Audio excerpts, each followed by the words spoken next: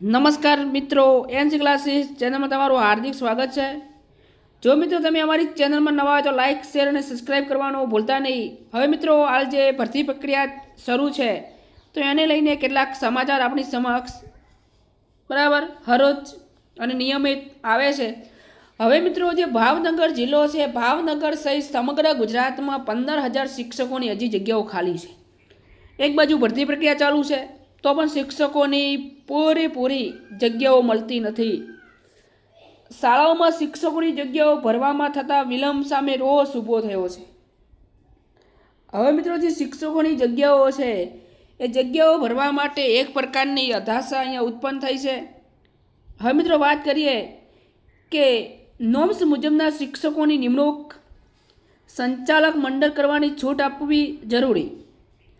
હવે સમગ્ર ભાવનગર શહેર અને જિલ્લાની શાળાઓ સહિત રાજ્યભરની શાળાઓમાં 15,000 જેટલા શિક્ષકોની ઘટ હોવાનો આંકડો લાંબા સમયથી સ્થિર થઈ ગયો છે, જેને લઈને શિક્ષણકારોમાં ભારે નારાજગી ફેલાઈ છે। શિક્ષકોની ઘટના સ્થિર આંકડાને આંદોલન કરી શિક્ષકોની સંખ્યા ઘટાડવા માટે નોમ્સ મુજબના શિક્ષકોની નિમણૂક સંચાલક મંડળ કરવાની છૂટ આપવાની જરૂર હોવાનો મત શિક્ષણ જગતમાં પ્રવર્તિત રહ્યો છે।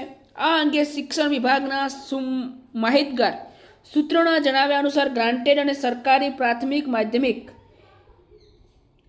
અને ઉચ્ચતર માધ્યમિક શાળાઓની જે જગ્યાઓ ભરવા માટે ખૂબ લાંબા સમય સુધી રાહ જોવી પડે છે। સરકારે નિયત કરેલી લાયકાત તથા નોમ્સ મુજબના શિક્ષકોની નિમણૂક સંચાલક મંડળ તથા સરકારી શાળાઓમાં SMC કક્ષાની કરી શકાય। આ ઉપરાંત વર્તમાન વ્યવસ્થા મુજબ તેમનો પગાર તેમના ખાતામાં સીધો કરવામાં આવે તો મોટાભાગે જગ્યાઓ પૂરેપૂરી ભરાય તેવી પૂર્ણ શક્યતાઓ છે। જો શિક્ષણના હિતના ખાલી સ્થાનો નહીં ભરાય તો મુશ્કેલી સર્જાશે। હવે મિત્રો શિક્ષણ વિભાગના સૂત્રોએ જણાવ્યું હતું કે શિક્ષણ કમિશનની કચેરીમાં વર્તમાન ભરતી પ્રક્રિયા ચાલી રહી છે, જેમાં પણ સ્ટાફની ઉણપ છે।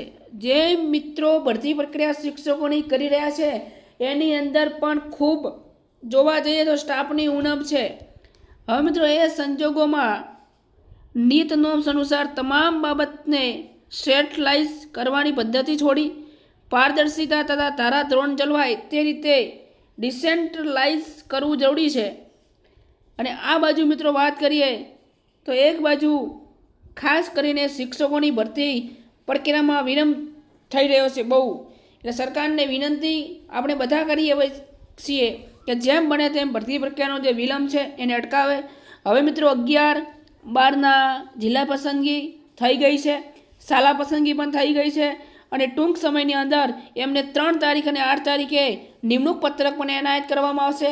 પછી મિત્રો જે શાળા ફાળવણીનું લિસ્ટ ધોરણ 9 અને 10નું જે બાકી છે એ પણ આવી જશે અને ધોરણ 6ની અને 8ની જે ભરતી છે 6 થી 8 પ્રાથમિક ઉચ્ચતર પ્રાથમિકની એ પણ આવી જશે અને જે બીજો તબક્કો પડવાનો છે આપણી 1 થી 5ની એ પણ બીજો તબક્કો ટૂંક સમયમાં પડશે।